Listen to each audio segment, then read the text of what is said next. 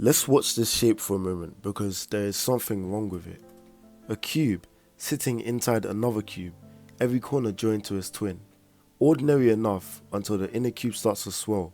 It pushes outwards and grows right through the walls of the outer one, and it turns itself completely inside out, all without a single edge tearing or passing through another. No solid object in our world can move like that. It should be impossible, and it is, but for us.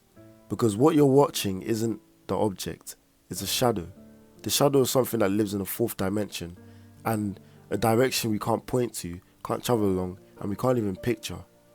By the end of the next 10 minutes or so, you'll understand exactly what's casting the shadow, and you'll be able to watch one pass right through your living room. Let's actually clear up the hard part first because it trips up everyone. You cannot picture 4 dimensions, and it's not a failure of imagination or intelligence, it's hardware. Because your brain was built to model a world with 3 directions: length, width and height. A 4th direction at right angles to all 3 at once has nowhere to go in your mind's eye. Go ahead and try and feel where it would point. Nothing. But here's what almost everyone misses. Picturing something and understanding it are completely different skills. You can't picture a billion objects either.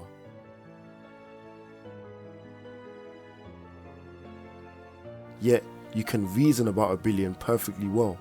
So we are not going to try and see the 4th dimension, we are going to do something far more reliable. Build a way to know it precisely, with no mysticism and no hand waving. Stick with me, and by the end you will know what a 4th dimensional cube actually is. It starts with a single rule, the rule that builds every dimension there is and never once changes. Begin with a point, and drag that point sideways, and the trail it leaves is a line. Now drag the line in a new direction at right angles to it, and you sweep out a square. Draw the square at the right angles to itself off into depth, and you've built a cube. Every single step is the same move. Take what you've got and drag it in a brand new direction, perpendicular to everything so far. And keep your eye on the corners as we go. 1, then 2, then 4, then 8. They double every time because the old corner leaves a copy of itself behind. So here's the only question that matters. What if we do it one more time? What if we drag the cube in a direction perpendicular to its length, width and height all at once? The corners double again to 16. That shape has a name. That's a tesseract, a 4-dimensional cube. And notice the rule didn't break. It didn't care in the slightest that we can't picture the final drag. It just quietly kept going. In order to actually get a grip on a 4-dimensional thing, we're going to cheat. And the cheat is to go down a dimension instead of going up. Picture a world that is perfectly, infinitely flat, a plane, like a tabletop with no thickness at all, and imagine creatures living inside of it. There's a lovely old book about exactly this, written in 1884, called Flatlander. So let's borrow its name and call one of the creatures a Flatlander. It can slide left and right, forward and back, but never up, because for a Flatlander, up isn't a space, it isn't the direction that actually exists for them. And now here's the whole reason why we're visiting. A Flatlander cannot picture our 3-dimensional world, for precisely the same reason why we cannot picture 4. A 3rd direction, perpendicular to his entire flat universe, is every bit as unthinkable to it as a 4th one to us. It's stuck in exactly our bind, just one rung further down the ladder. So instead of asking how we could understand a 4-dimensional cube, let's ask something easier first. How could a Flatlander ever come to understand a sphere? There are 2 ways, and we're going to need both of them. The first is to take the sphere and push it straight through the Flatlander's plane. From the side, a view that only we standing outside its world are allowed to see, the ball just moves straight down the sheet. But the Flatlander never gets that side view. It lives inside the plane, so the only thing it can ever experience is the place where the sphere meets it. A circle, a dot that appears out of nowhere, grows wider and wider as the fattest part of the sphere passes through, reaches its widest and shrinks back into a dot as it's gone. That growing, shrinking circle is a slice, a single flat cross-section of a rounder thing it can't see as a whole.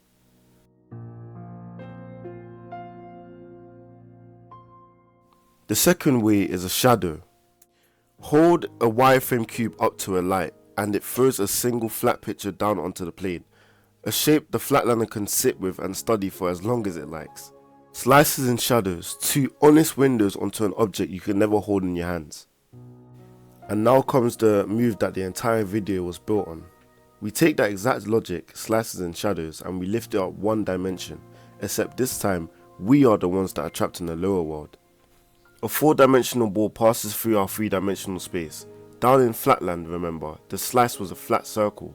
Up here, our slice of the 4D ball is a whole sphere. Solid, round, 3-dimensional that swirls out of empty space and then shrinks away to nothing. The slice climbed the dimension, just like every shape on our ladder did. But look very carefully at what we just lost. Down in Flatland, we were the superiors of the story. We got the side view. We watched the entire sphere from outside while the Flatlander only ever saw circles. But up here, there's no side view. To see the whole 4-dimensional ball at once from the outside, you would have to be 4-dimensional yourself, and you simply aren't. We are the Flatlanders now. So we do exactly what the Flatlander did when the slice wasn't enough.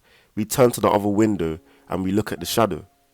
Okay, so a 4-dimensional cube casts a 3-dimensional shadow, and it's built the same way any shadow is, by flattening one direction away into others. And what drops out is that cube sitting inside the cube, the tesseract. Now, the most important thing to understand is that the inner cube is not actually smaller. In 4 dimensions, both cubes are exactly the same size. The inner one only looks smaller because in the 4th direction it's further away, and farther away things just look smaller. It's the same trick as railway tracks appearing to narrow as they run into the horizon, just 1 dimension up. So when you spin the hypercube through 4-dimensional space, the corners that were far rotate around to near. The inner cube grows, swells outwards, pushes right through the outer one, and the whole structure turns itself inside out, smoothly, with nothing tearing and nothing passing through anything it shouldn't. That impossible motion from the very beginning of this video, that was all it ever was. A 4-dimensional cube calmly turning, throwing its shadow into our world. And that, genuinely, is the whole thing. You still can't picture it. Your hardware hasn't changed one bit. But look at everything you can do now. You can tell me how many corners it has, how its shadow is put together, and why the inner cube looks small. You can also tell me what its slices look like as it drifts through our space, and what happens exactly when it turns. You know this object now. In precisely the way a Flatlander who can never once picture a sphere can still come to know a sphere completely through its circles and its shadow. It was never mystical. There was never anything truly out of reach. A 4th dimension is just one more direction, set at right angles to all the others. And the ladder doesn't just stop at 4. The 4th dimension isn't a party trick, it's load bearing, holding up corners of science that you use every single day.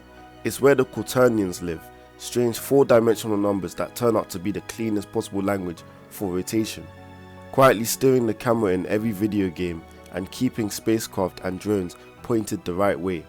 It's how Einstein wrote down the universe, treating time itself as a 4th axis.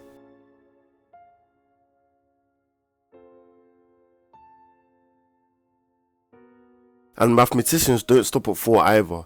They work in 5 dimensions, in 10, in 1,000, in 1,000,000, as casually as we walk around in 3.